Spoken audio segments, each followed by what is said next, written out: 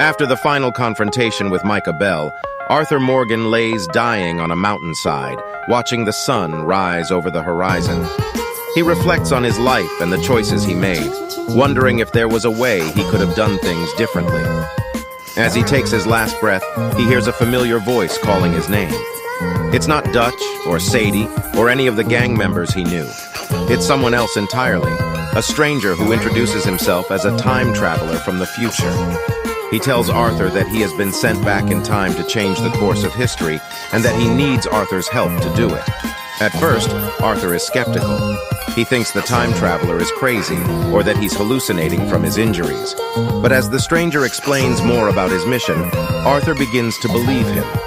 He realizes that the future the man is describing is a bleak one, where the world has become even more violent and lawless than it is now. The time traveler hands Arthur a small device that looks like a pocket watch. He tells Arthur that it's a time machine and that he needs to use it to go back in time and change the events that led to the current state of the world. Arthur is hesitant, but the time traveler convinces him that he's the only one who can do it. Arthur closes his eyes and activates the device.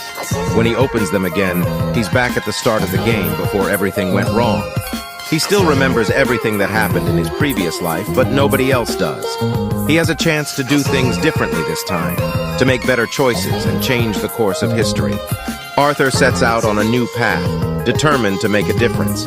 He helps people in need, makes friends with strangers, and tries to steer the gang away from the path of violence and destruction.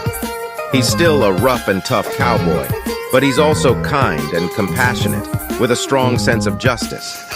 As the game progresses, Arthur finds himself facing new challenges and obstacles, but he's better equipped to handle them now. He's learned from his mistakes, and he's determined not to repeat them. Slowly but surely, he begins to make a difference in the world. In the final scene of the game, Arthur is sitting on a porch, watching the sun set over the horizon. He's surrounded by his friends and loved ones, and he's at peace. He knows that the world isn't perfect, and that there will always be problems to solve, but he's content with the life he's lived.